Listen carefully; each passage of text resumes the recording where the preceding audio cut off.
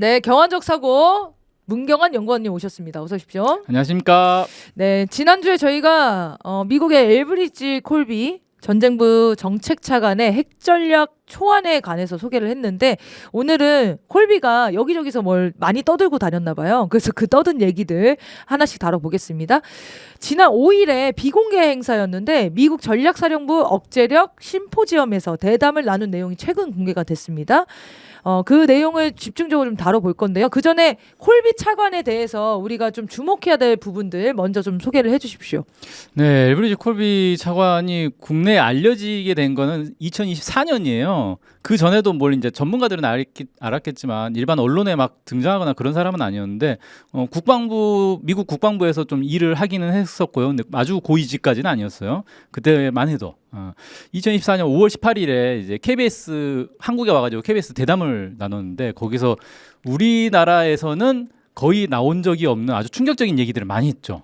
예를 들어서 북한 비핵화에 대해서 북한 비핵화가 이제 불가능하다고 생각하느냐, 그러니까 상식적인 거 아닌가? 왜 비핵화 목표를 오래 붙잡고 있었는지 이해는 가지만 지금은 터무니없는 기대 같다. 뭐 이렇게 환상의 나라에 살지 말아라. 뭐 이런 얘기도 했었고요.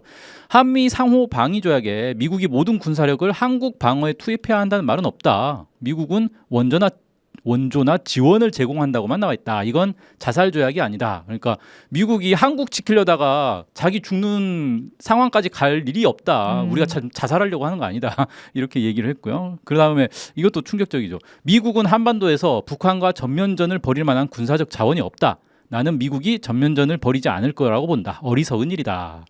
그다음에 미국이 북한의 모든 핵무기가 미국 본토를 타격하는 걸 실제 차단할 수 있을 거라고 보기는 어렵다.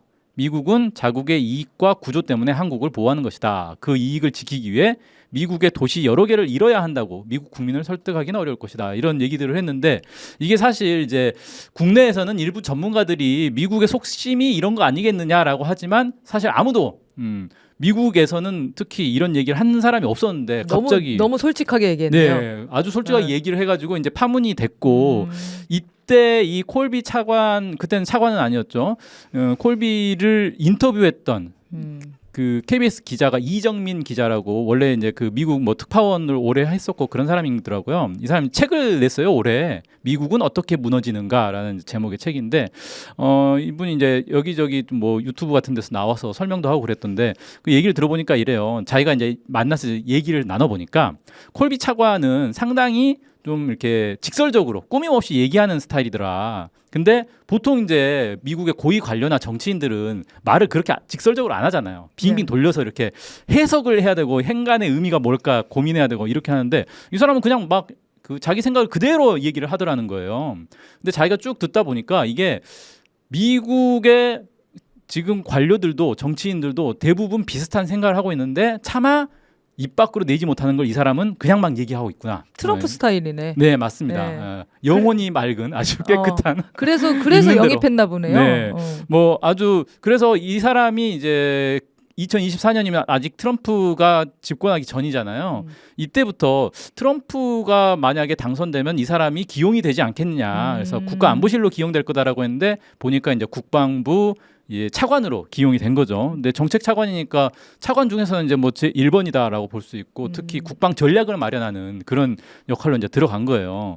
근데 제가 이번에 이 사람이 이제 여기저기서 연설도 하고 대담도 하고 하는 내용들을 쭉 보니까 나름 이제 고위직이 된 거잖아요. 네. 고위직이 되니까 나름 정치적 발언을 하려고 하더라고요. 근데 이게 익숙하지가 않아요. 아, 돌려 말하기? 네, 돌려 말하기가 네. 익숙하지가 않아서 이게 속심이 그냥 그대로 투명하게 보이더라고요. 그거를 이제 하나씩 좀 짚어보겠습니다. 알겠습니다. 자, 그 연설의 특징을 설명을 해주셨고, 자, 최근 연설부터 살펴보겠습니다. 10일에 필리핀의 스트라트베이스 연구소에서 연설을 한 내용이 화제가 됐습니다. 자, 이 내용 먼저 다뤄보겠습니다. 네, 여기서 이제 이런 재밌는 얘기가 있었어요. 글로벌 엘리트의 유력 인사들이나 주요 언론 매체에서는 미국이 후퇴하거나 쇠퇴하거나 너무 신뢰할 수 없으며 아시아 국가들이 미국과 협력하기를 회피하고 있다는 이야기를 읽거나 듣게 될 것이다. 근데 이거 아니다. 미국은 결코 쇠퇴하지 않고 있다. 아시아에서 손을 떼지도 않을 것이다. 미국이 신뢰할 수 없어 더 이상 함께 일할 수 없다는 말은 잘못된 주장이다. 그것은 틀렸다. 이런 얘기들을 이제 했어요. 근데 제가 이걸 보면서 딱 느낌이 온 게 뭐냐면은 그 옛날에 유행했던 책 중에 코끼리는 생각하지 마라는 책 혹시 읽어본 적 있나요? 읽어봤습니다. 그렇죠. 거기에 보면 이제 핵심 내용은 그거잖아요. 사람의 뇌라는 게 뭘 금지시키면 연상 단어가 다 금지되는 거. 네. 아니죠. 반대죠. 반대인가요? 네. 코끼리는 생각하지 마라고 하면은 자꾸 코끼리가 생각난다는 거예요. 네. 그러니까 이게 뭐냐면은 사람들이 미국은 쇠퇴했다라고 막 얘기를 한단 말이에요. 그러면 미국 관료가 그거를 부정하려면 여러분 미국은 쇠퇴하지 않았습니다. 이렇게 말하면 안 된다는 거예요. 그렇게 말하는 순간 사람들은 야 진짜 쇠퇴했나 보다 라고 생각을 해버린다는 거예요. 그러니까 쇠퇴하지 않았다는 얘기를 하려면 쇠퇴라는 단어 자체는 절대 꺼내면 안 되는 거예요. 그리고 보니까 미국의 GDP가 내년엔 상당히 올라갈 것 같아요. 이런 식으로 말을 에둘러 가지고 사람들이 생각을 바꿔야 된다는 거예요. 그래서 사람들이 쇠퇴라는 단어에 집착하지 못하도록 쇠퇴라는 단어를 절대 쓰면 안 되는데 이 사람은 쇠퇴했다고요? 아니에요. 쇠퇴 안 했어요. 라고 자꾸 쇠퇴라는 단어를 꺼내버리는 거예요. 이런 게 의심스러워요. 미국은 결코 쇠퇴하지 않았다. 네. 이 얘기를 딱 듣는 순간 쇠퇴했나 보다. 그렇죠. 그러니까 이거 숨기려고 하는 거네. 너무 속이 뻔히 보이잖아요. 진짜 쇠퇴하지 않고 있으면 이런 얘기를 아예 안 하죠. 그렇죠. 그래서 이걸 보니까 아직 이제 막 고위 관료가 돼가지고 아직 익숙하지 않구나. 말 돌려하기에 아직 익숙하지 않구나. 이런 게 딱 보이더라고요. 네. 미국의 아시아 전략에서 바뀐 것들이 있다면은 그 얘기를 좀 이어서 해주셔야겠네요. 네. 근데 사실 얘기를 쭉 들어보니까 이 사람이 이제 필리핀에 와서 얘기를 한 거잖아요. 그리고 이제 동남아 여러 나라들을 쭉 돌았어요. 그래서 아시아 국가들이 미국을 위해서 뭘 해야 되는가 이런 얘기들을 쭉 하는데 얘기를 들어보면은 사실 바뀐 게 없는 거예요. 뭐 예를 들어서 우리의 원동력이자 지속적인 목적은 인도태평양에서 유리한 세력 균형을 유지하는 것이다. 우리의 우선순위는 제1열도선을 따라 뻗은 완전히 운영 가능하고 회복력 있는 거부 방어 체계를 구축하는 것이다. 여기에는 서태평양에 강력하고 분산된 전구 물류 및 사전 배치 자산이 포함된다. 뭐 제1열도선을 기준으로 해가지고 중국하고 세력 균형을 유지하겠다. 이거는 원래부터 미국의 전략이었고 그동안 계속 해오던 말이라는 거예요. 그래서 사실 새로운 건 없구나라는 걸 알 수 있는데 여기서 이제 좀 중요하게 볼 만한 건 제1열도선을 따라서 무슨 물류, 사전 배치 자산 뭐 이런 얘기들을 강조를 했는데 실제로 이제 제1열도선에 어떤 나라들이 있냐 보면은 일본, 대만, 필리핀 이런 나라들이에요. 여기가 최근에 미국과 공조를 해가지고 군사력, 군사기지 이런 것들 상당히 빠른 속도로 증강을 하고 있거든요. 이런 거 보면서 미국이 제1열도선을 그동안에도 있었지만 사실 이게 빈 구석이 많이 있었단 말이에요. 이걸 메꾸기 위해서 상당히 투자를 하고 있구나 이런 것들이 좀 보였습니다. 네. 그리고 거기 표현 중에 중경국 동맹. 중경국 동맹을 반대한다 이런 말도 했다고 하는데 중경국 동맹이라는 게 뭡니까? 예, 발음이 어려워요. 중견국이라는 게 뭐냐면은 전 세계에는 이제 강대국이 있고 그다음에 좀 후진국이 있다면 그 중간 정도 되는 사실 우리나라도 중견국이라고 이제 부를만 하죠. 뭐 이란, 튀르키예 뭐 이런 나라들, 인도네시아 뭐 이런 나라들, 캐나다 이런 나라들 이제 중견국이라고 이제 꼽는 거예요. 근데 보니까 옛날에는 미국과의 동맹, 그다음에 중국과의 동맹, 러시아와의 동맹 이런 이제 거대 강대국들을 중심으로 한 동맹들이 있었잖아요. 네. 근데 이런 미국, 중국, 러시아를 뺀 나머지 나라들끼리 동맹을 맺는 그런 움직임이 지금 이제 나타나고 있다는 거예요. 사실 여기에는 유럽이 미국을 빼고 유럽 나라들끼리만 동맹을 맺자 뭐 이런 움직임도 있어요. 네. 뭐 이런 것들이 있는데 이걸 이제 반대한 거예요. 그래서 뭐라고 했냐면 미국을 배제하기 위해 설계된 중견국 동맹과 같은 유행하지만 피상적인 아이디어 환상을 거부하라. 동맹국과 긴밀한 파트너국들의 그러한 노력은 미국의 노력과 통합되고 보완적이어야 하며 헛되고 무익하게 우리를 배제하거나 대체하려 해서는 안 된다. 그러니까 미국 빼고 너네들끼리 뭐 편먹고 이러면 안 된다. 우리 꼭 끼워야 된다. 미국이 항상 거기에 들어가야 한다. 이 얘기를 지금 하고 있는 거고 이 얘기가 나온 시점이 사실 좀 미묘한데 그 메카 협정이라고 최근에 있었잖아요. 사우디아라비아 그다음에 튀르키예, 파키스탄 세 나라가 군사 동맹을 맺었어요. 그래가지고 이게 상당히 지금 파문이 되고 있고 이게 어떤 의미를 갖느냐 왜 이런 이상한 동맹이 맺어졌느냐 이걸 가지고 다양한 해석들이 나오고 있거든요. 이걸 혹시 겨냥한 발언 아니냐 이런 해석도 있더라고요. 그러니까 왜 미국 빼고 너네 사우디, 튀르키예, 파키스탄 다 미국하고 친한 나라들인데 너네가 왜 나 빼놓고 동맹을 맺어? 이상하네? 너는 딴 생각하고 있어? 이런 얘기를 한 거 아니냐 경고네요, 경고 일종의. 그렇죠. 네. 네. 그리고 이어서 아시아 국가들에게 하고 싶은 얘기의 결론을 좀 뭐라고 했는지 정리를 해주십시오. 네, 결론은 한마디로 말해서 돈 내라 이거예요. 네, 아주 그냥 간단합니다. 표현은 이렇게 했어요. 미국의 이익이 그 어느 때보다 인도태평양 지역에 더 많이 관여되어 있으며 우리 국방부는 그러한 이익이 확고히 방어되도록 하는 데 집중하고 있다. 이는 이 지역에 대한 강력하고 증가하는 미국의 투자를 의미한다. 그러니까 미국이 지금 아시아의 인도태평양 지역에 좀 엄청 투자하고 있다라는 거예요. 그러나 동시에 동맹국과 파트너국들이 훨씬 더 많은 노력과 기여를 해야 한다는 새롭지만 상식적인 기대와도 결합되어 있다. 그러니까 우리가 인도태평양이 지금 엄청난 투자하고 있으니까 너네도 좀 국방비 더 올려야 되는 거 아니야? 무기도 좀 사고 이 얘기를 지금 하고 있는 겁니다. 그래서 미국과의 강력하고 건설적인 관계가 우리의 공유된 전략적 경제적 미래를 위한 필수적인 가치다. 나는 오만함이 아니라 솔직함과 존중의 정신으로 말한다. 라고 이런 군더더기 말은 왜 덧붙이는지 모르겠는데. 솔직하게 돈 내라. 네, 솔직하게. 야, 미국하고 관계를 맺어야 지금 경제적 미래가 있는 거야. 그러니까 우리랑 관계 끊으려고 하지 말고 계속 우리랑 손 잡고 있어. 라는 얘기를 지금 하고 있는 겁니다. 네. 이어서 다른 발언을 좀 살펴보겠습니다. 아까 서두에 얘기했던 5일에 있었던 일인데요. 미국 전략사령부 억제 심포지엄 대담 내용을 살펴보겠습니다. 일단 이 심포지엄이 뭐였는지부터 소개해 주시죠. 네, 전략사령부라고 하는 게 쉽게 말해서 미국의 전략 무기들, 그러니까 핵무기들을 기본적으로 관할하는 그런 곳이다. 이렇게 보시면 돼요. 여기서 매년 연례적으로 억제 심포지엄, 그러니까 억제, 그 확장 억제 뭐 이럴 때 말하는 그 억제예요. 핵 억제력을 위한 뭐 이런 심포지엄을 했는데 이게 당연히 핵 문제가 들어가다 보니까 비공개로 진행을 합니다. 그래서 이번에도 나온 것도 뭐였냐면은 거기서 녹취한 자료를 가지고 몇몇 발언만 뽑아가지고 언론들이 보도를 한 거예요. 그래서 사람들이 이제 짐작을 하는 거죠. 아, 이런 게 나왔겠구나. 근데 어제 미국의 전쟁부 홈페이지를 들어가니까 이 사람 누구죠? 갑자기 이름 생각이. 콜비. 네. 콜비의 발언문 전문이 공개가 돼 있는 거예요. 그래서 이게 이제 뒤늦게 아마 정리를 해서 뺄 걸 빼지 않았을까라는 생각도 좀 들긴 하는데 아무튼 대담 연설은 아니고 대담이었는데 대담 전문이 상당히 좀 장문인데 그게 그냥 공개가 됐더라고요. 그래서 잘 됐다 하고 이제 좀 집중적으로 좀 들여다봤고요. 대담의 주제는 국가 방위 전략의 형태와 구성 뭐 이런 제목이었습니다. 여기서 그 화제가 된 그 논란이 된 내용이 나온 거예요. 제한적 전술핵 사용 얘기. 여기서 나온 거죠? 그렇습니다. 맞습니다. 이게 핵 위협에 대해서 미국이 지금 어떻게 이제 대응할 거냐 뭐 이런 얘기들을 했는데 뭐 상당히 길게 쭉 답변을 했어요.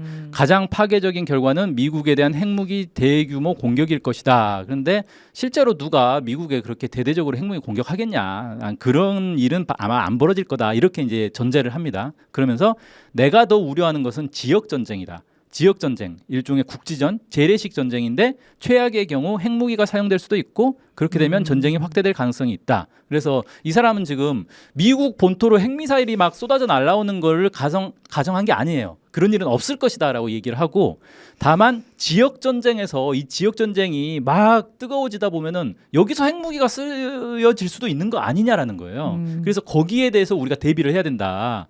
특히 이 부분에서 적의 생각을 파악하는 것이 정말 중요하다. 우리가 전면 공격으로 이어지지 않더라도 상대방은 전면 공격으로 받아들일 수 있는 상황을 만들 수 있다. 그러니까 지역 전쟁에 미국이 참전을 했는데 이 상대국이 미국이 이제 완전히 전면전으로 우리를 공격하려고 한다라고 생각하고 거기에 맞게 대응을 해버리면 거기에 대해서 우리도 거기에 또 맞게 또 대응을 해야 되고 그러다 보면 이게 핵전쟁으로 되는 거 아니냐. 즉 이 얘기는 뭐냐면 그 상대국이라는 게 핵 보유국을 얘기하는 거잖아요. 네. 상대국이 핵 보유국이 그렇죠. 아니면 사실 미국이 신경 쓸 필요가 없죠. 그러면 상대국 핵 보유국인 상대국이 누가 있을까라고 하면 북중로밖에 없는 거예요. 나머지 나라는 뭐 프랑스를 쳐들어가겠어요, 미국이 뭐 영국을 쳐들어가겠어요. 그런 거 아니니까 결국 북중로고 중국은 이미 우크라이나에서 전쟁을 하고 있는 거니까 결국 중국과 북한 늘 겨냥해서 이런 고민을 하는 거 아니냐. 결국은 이게 동아시아에서 전쟁을 생각하고 있는 거죠. 동아시아 지역 전쟁이 발발하는데 미국이 이걸 미국 본토까지 확대되지 않도록 관리를 하면서도 이걸 어떻게 잘 끌어나갈 것인가를 거의 이 사람 얘기를 상당히 장황하게 하는데 들어보면 결국 줄타기를 잘해야 된다 미국이. 그래서 완전히 그냥 손을 놔도 안 되고 개입을 하는데 미국 본토까지 핵미사일이 날아올 정도로 확전이 돼도 안 되고 그 지역에서만. 그러니까 옛날에 트럼프가 그 얘기한 적 있잖아요. 전쟁이 나도 거기서 하고 죽어도 거기서 죽는다 뭐 이 얘기한 걸 그대로 실현에 옮기겠다. 라는 얘기를 지금 하고 있는 겁니다.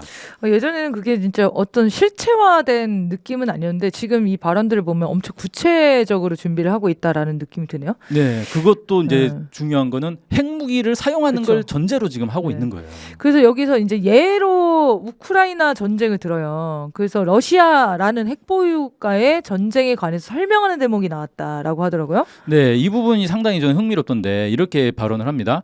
지금 우크라이나군은 러시아 영토 깊숙한 곳에서 러시아의 전략적 역량에 영향을 미치는 작전을 수행하고 있다. 그래서 뭐 최근에도 계속 드론을 날려가지고 러시아를 공격하고 있잖아요. 그리고 러시아는 이에 대응하며 양측 모두 대응 수위를 신중하게 조절하고 있다. 예를 들어 흑해에서 발생한 선박 공격이나 양측의 비극적인 공습, 특히 미사일과 드론 공격을 생각해보라. 그래서 이 얘기 지금 무슨 얘기를 하고 있는 거냐면 우크라이나가 러시아의 막 그 모스크바까지 드론을 날리고 전략적인 지역들을 막 공격을 하는데 러시아가 거기에 대응하는데 대응 수위를 조절해서 반격하더라는 거예요. 그러니까 어떻게 보면 러시아가 막 자기 수도가 공격당하고 이러면 열받아가지고 핵무기로 반격할 수도 있다라고 생각할 수 있는데 안 하더라는 거죠. 그걸 보면서 아, 핵보유국이라고 해서 꼭 공격당하면 핵무기 쓰는 거 아니다. 잘만 조절해서 공격하면 쟤네들도 핵무기 안 쓰고 재래식으로만 반격할 거야 라는 얘기를 지금 하고 있는 겁니다. 그렇게 잘 조절하면 된다. 그래서 이렇게 얘기를 해요. 사실 내가 가장 인상 깊었던 부분이 러시아 체제 내부에는 러시아가 너무 계산적이 되었다는 비판의 목소리가 있다. 이게 뭐냐면 러시아 내에서도 야 우크라이나에 확실하게 보복을 해야 된다. 핵무기 써야 된다. 이런 목소리들이 있다는 거예요. 네. 하지만 러시아 정부 뭐 그 지휘부에서는 그걸 이제 억누르고 자제하고 있더라라는 거죠. 네. 그걸 이제 중국이나 북한도 그래주지 않을까라고 기대하는 거예요. 지금 이 사람은. 북한은 안 그럴 것 같은데. 그렇죠. 네. 핵 교리 자체가 달라요, 네, 러시아랑. 맞습니다. 그 정도로 인식이 낮다고? 어제 그 희망사항인 거겠죠. 아, 이렇게 하면 러시아도 이렇게 했으니까 북한, 중국도 어느 정도 요 정도는 맞춰주지 않을까라는 그 희망사항이 보이네요. 그렇죠. 네. 자, 그리고 나토 1.0으로 돌아가자? 이런 얘기도 했다는데 이건 또 무슨 얘기입니까? 네, 이게 이제 나토가 네. 1950년대 이제 만들어지면서 나토 40년대 만들어졌나? 아무튼 이제 그 2차 세계대전 끝나고 이제 만들어진 거잖아요. 나토 처음에 나토의 이런 전략을 1.0이라고 표현을 하고 나중에 이게 이제 나토 2.0으로 발전을 했다라고 하는데 최근 들어서 이걸 이제 나토 3.0으로 더 발전시켜야 된다라고 얘기를 하고 있어요. 근데 이 나토 3.0의 내용이 뭐냐를 놓고 보면 결국 이게 나토 1.0으로 돌아가는 거예요.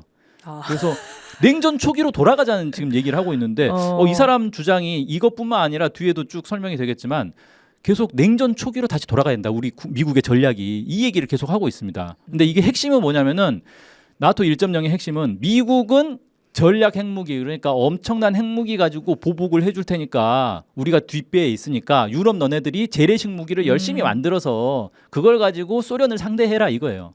그래서 소련하고 전쟁을 할 때 재래식 전쟁을 막 하고 있으면 소련이 핵을 못 쏘도록 우리가 핵을 들고 있을게. 그러면 소련이 무서워서 너네한테 핵 안 쓸 거야.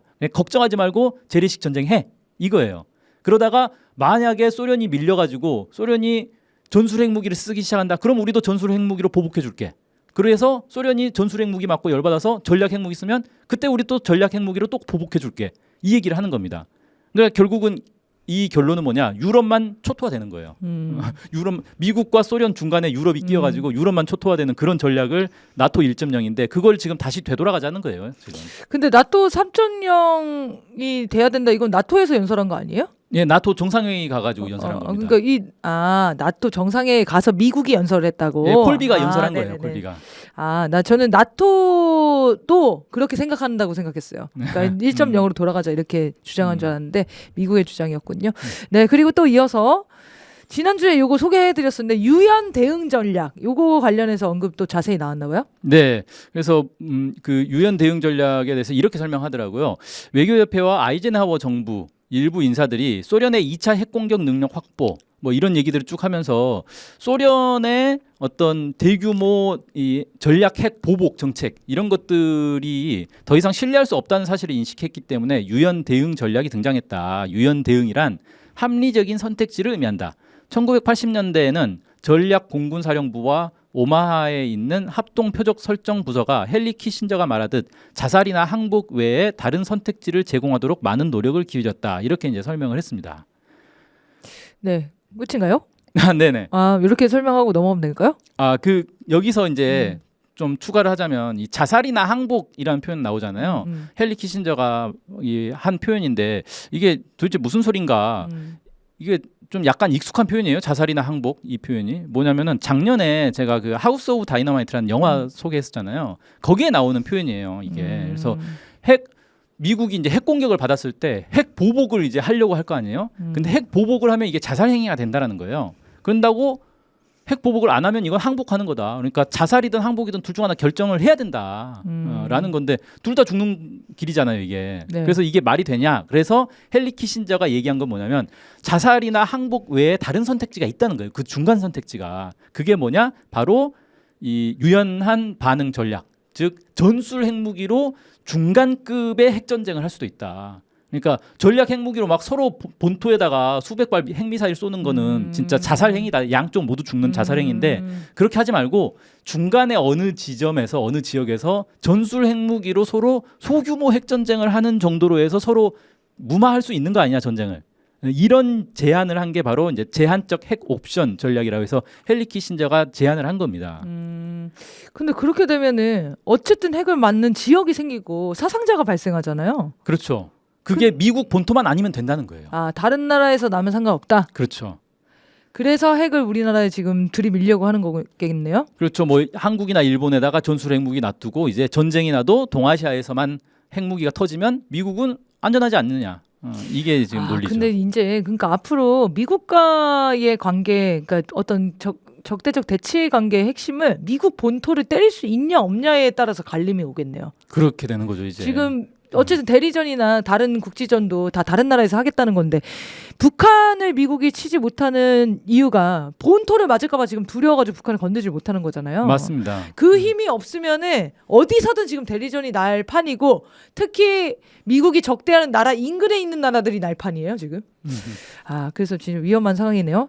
자, 그리고 동맹국에서 멀리 나가지 말고 자기 주변 방어에 집중하라 이런 주문도 있었다고 하는데 이게 이제 나토가 동아시아로 진출하는 이런 현실과는 좀 안 맞는 내용이잖아요. 그래서 지금 이제 콜비가 자기 이제 그 구상들을 쭉 얘기를 하고 있는데 이 구상이 미국의 어떤 기존의 주류의 구상하고는 좀 충돌하는 부분도 있는 것 같아요. 제가 볼 때는. 그러니까 콜비가 이런 얘기를 합니다. 일부 국가들이 지구 반대편까지 항해하는 것을 권장하지 않는다. 이게 뭐냐면 영국이나 프랑스 항공모함이 가끔씩 태평양까지 와가지고 일본하고 연합훈련하고 하거든요. 이걸 권장하지 않는다는 얘기예요. 물론 그것은 주권적인 권리다. 하지만 자국 주변 지역에 집중할 것을 권고한다.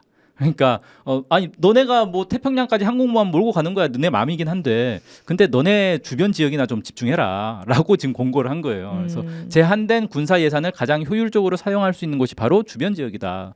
너네 나라나 지키지 뭐 어디 태평양까지 가니? 라고 이제 얘기를 한 건데 이게 콜비의 이제 소수파의 이 구상인 건지 아니면 미국의 이제 주류의 구상인 건지 그러면 이제 유럽의 프랑스나 영국하고는 충돌하는 부분이 있기 때문에 좀 흥미롭더라고요. 유럽 나라들을 러시아가 좀 있으면 침략한다고 막 전쟁 준비하고 있잖아요. 그렇죠. 그래서 막 이렇게 동진하는 거 아닙니까? 이게 진척하는 거 아닙니까? 네. 우크라이나를 막 지원한다든지 이런 방식으로라도. 그러니까 이게 되게 그 약간 얽히고 설켜 있는데 한편으로는 그런 유럽에서 전쟁이 날 것을 대비하는 게 있고 또 한편으로는 태평양에도 우리 영향력을 계속 투사해야 된다라고 해서 이렇게 시시때때로 태평양까지 구축함이나 항공모함을 끌고 와가지고 훈련을 하고 또 돌아가요. 그런 이상한 이제 행태들을 보이는 거죠. 그래서 이게 과연 유럽 국가들의 지금 속내가 뭔가 이런 것들도 한번 연구해 볼 필요는 있습니다.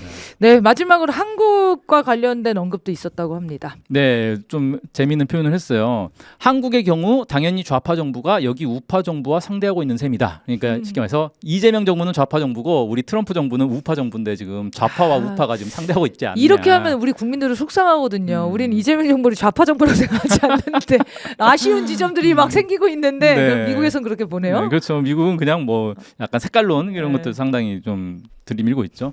근데 이렇게 표현을 해요. 하지만 우리가 다루고 있는 현안들 이게 국방 문제와 관련해서는 한국 측이 더 많은 책임을 지고자 한다고 말하고 있다. 한국은 보편적 징병제를 시행하고 있으며 대규모 상비군을 보유하고 있다. 국방비 지출을 3.5%로 늘리겠다고 약속했다. 그들은 북한에 대한 한국의 재래식 방어에 있어 주된 책임을 기꺼이 지려고 한다. 할 일이 많다. 우리는 함께 협력할 수 있다. 함께 할 수 있는 일이 많다.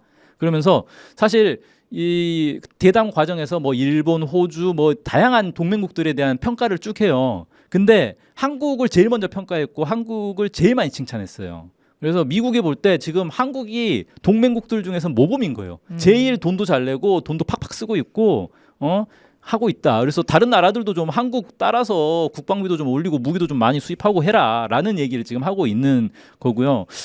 한국이 보편적 징병제, 대규모 상비군 이런 것들을 상당히 지금 미국이 눈독 들이고 있구나. 아, 한국에 저렇게 많은 군대가 있는데 저 군대를 활용해서 뭘 할 수 있지 않을까? 그러니까 이런 표현이 나오잖아요. 함께 할 수 있는 일이 많다. 함께 할 수 있는 일 아니 한국하고 주한미군 그다음에 한미 동맹 이런 게 뭡니까 북한이 쳐들어올 때를 대비해서 방어를 해주겠다 이게 목적이잖아요. 그럼 함께 할 수 있는 일이라는 게 그냥 북한이 쳐들어올 때를 대비해서 방어하는 것밖에 없는 거잖아요. 뭐가 많다는 거예요. 그거 말고 다른 걸 하고 싶다는 거죠.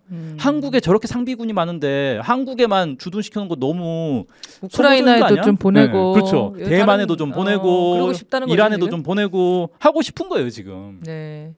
아, 그래서 정말 전작권 환수가 너무 중요한데 지금 이런 정국이면은 사실 이재명 정부에 대해서 어마어마한 압박이 있을 거고 근데 정부의 생각에 저는 좀 문제라고 생각하는 거는 미국의 입맛을 맞춰주면서 우리가 얻을 것이 있다 이런 착각이 있는 것 같아요. 근데 이게 사실 가능하지 않은 얘기 아닙니까? 그렇죠. 미국의 선의에 바라는 네. 이건 절대 꿈이죠 꿈. 이게 서로 이제 일반적인 그 어떤 뭐 협력이라든지 소통 관계라든지 뭐 그런 일반 관계라고 생각하시면 안 됩니다. 미국과 한국은 거의 전적으로 종속 관계예요.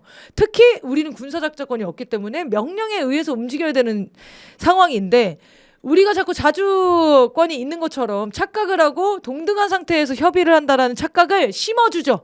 미국도 이렇게 심어주는 거잖아요. 아, 한국이 이런 것도 잘하고 저런 것도 잘하지 않습니까? 아, 그래서 우리 최고의 동맹국입니다. 우리 앞으로 협력해서 잘 살면 되겠습니다. 이렇게 띄워준단 말이죠. 자, 여기에 속아 넘어가는 외교관들도 많은 것 같고요. 정부도 사실 철학이 흔들리면 안 되는데 그런 것도 좀 우려되는 지점들이 보입니다. 그래서 지금 전쟁 전야라는 정세 인식이 꼭 필요할 것 같습니다. 정부에서 그런 인식을 갖고 활동을 좀 벌여 나가겠습니다. 자, 오늘 준비한 방송 여기까지입니다. 오늘도 시청해주신 여러분 고맙습니다. 감사합니다.